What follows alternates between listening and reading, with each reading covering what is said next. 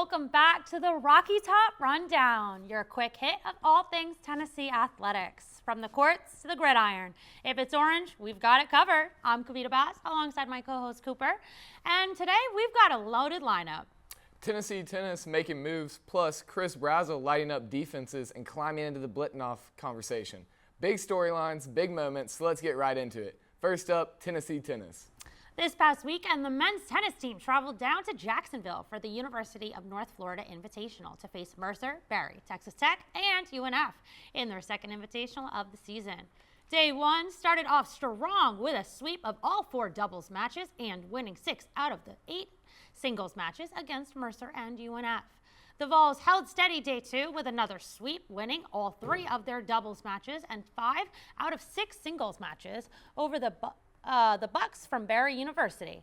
Rounding out the weekend, the Vols put up a fight against Texas Tech and UNF, winning 1 doubles match and 3 singles matches. Overall, the Vols notched themselves a win record of 14-6 in singles and 8-3 in doubles across the tournament.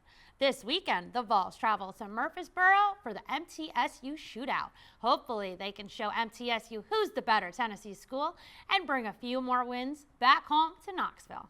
Hopefully the Vols can take care of business in Murfreesboro. We are now jumping to Phillip with a look into what has made the volleyball team click this season. The Lady Vols volleyball team has gotten off to an amazing start to begin the 2025 season. Starting the season 11-1, with their only loss coming to number 15 ranked Purdue earlier this season. Purdue is now ranked 13th.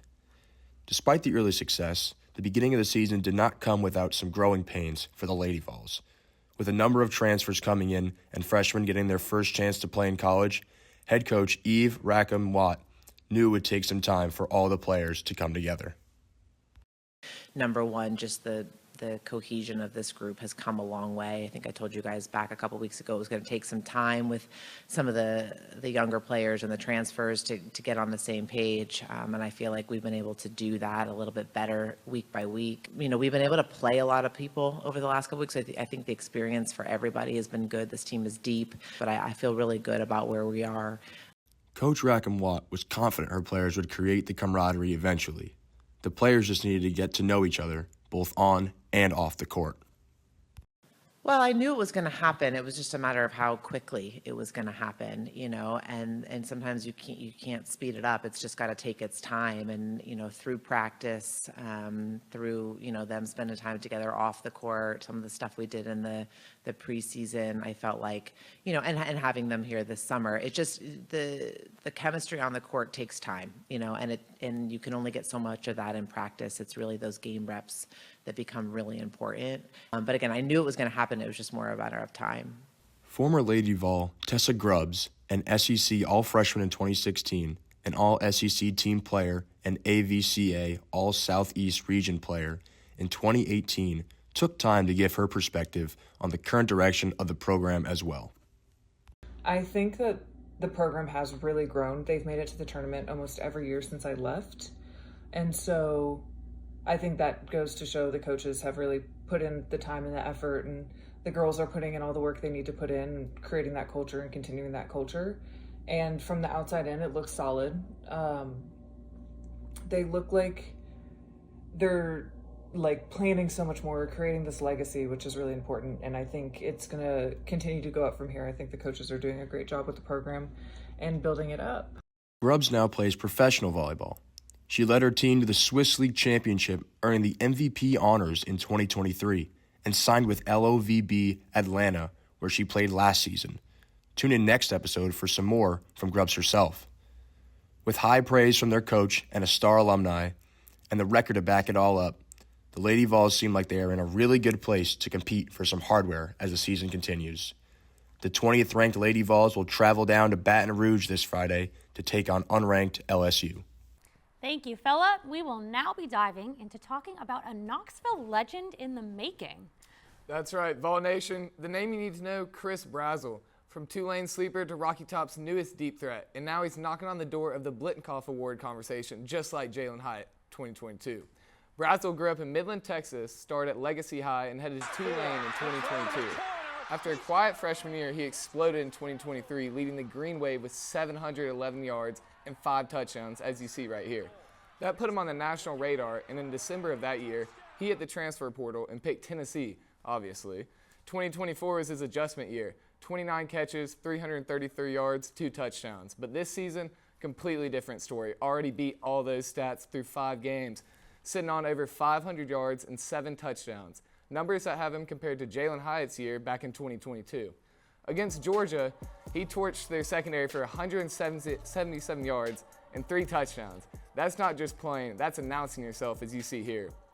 At 6'5", Brazzell has the size, the speed, and the catch radius to bully the DBs. He's building chemistry with quarterback Joey Aguilar, and right now, he's the guy defenses have to game plan around. Let's check in to see how he's aligning with some of the biggest name wide receivers in college football. For starters, there's Isaiah Smith, the hype machine from Ohio State. But while he's sitting at over 300 yards and just 3 touchdowns, Brazzell already cleared 500 yards and 7 scores, advantage Rocky Top, even with a touchdown called back last week. That's right, Cooper. And leaning more towards into that conversation about some of those contenders, Ryan Williams, for instance, from Alabama, is explosive, averaging almost 20 yards a catch, but he's only got 10 receptions so far. Brazzell, he's got more catches, more yards, more touchdowns. That production matters. Yep. Jordan Tyson for Arizona State, he has the volume. They have 40 catches, fewer touchdowns, and less efficiency. That's the thing. Brazzell is doing more damage on fewer targets. Couldn't agree more. And for instance, Makai Lemon for USC is putting up yards, sure, but Brazzell's already surpassed him in the stat that matters most, touchdowns. 7 trips to the end zone in 5 games. Now that's Biletnikoff fuel. So here's the bottom line. Jeremiah Smith, Ryan Williams, Tyson, Lemon, they're all talented. But right now, Chris Brazzell's numbers stack higher, his touchdowns hit harder, his SEC spotlight shines a lot brighter. And for sure, Tennessee's got a legit Biletnikoff contender on their hands. Chris Brazzell II is more than just a transfer success story. Now, he might just be the next great Vol receiver to etch his name in college football history. And what makes this even scarier for SEC defenses, Brazzell may just be the beginning, with other standout wide receivers like Mike Matthews, Braylon Staley. They're already showing flashes of big play potential.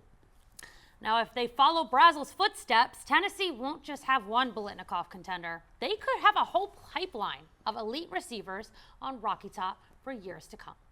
We are just a wide receiver factory at point.